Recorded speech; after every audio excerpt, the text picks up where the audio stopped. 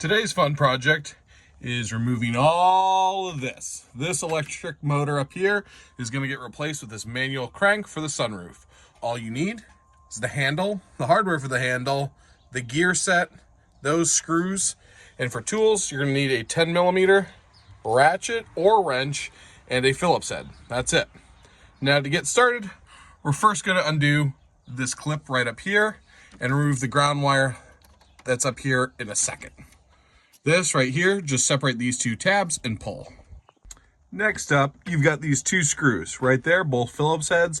Pull those out to remove this cover. Now that the cover's off, we just have to remove that one little ground strap right up there, also a Phillips head. Now with the ground strap screw out, it's time to loosen this. You do not need to completely remove that, just loosen this with your 10mm ratchet. Lastly up here, these two screws, these should not be in there that tight. Just remove those two and this whole motor will swing clear. Congratulations, your electric motor is now out. And I also removed that bushing from that front hole right there. Now it's time to install the gear set, which is this piece right over here with those two Phillips heads. And you will be using these two inner screw holes, not the two outer ones for the electric motor. All right, now this is fully bolted in. You're gonna want this pin facing towards the front of the car. And now it's time, just one final bolt, and we can put this right there. And just like that, you're done. And this can just fold right up out of the way. Very simple, takes like 5 minutes to do.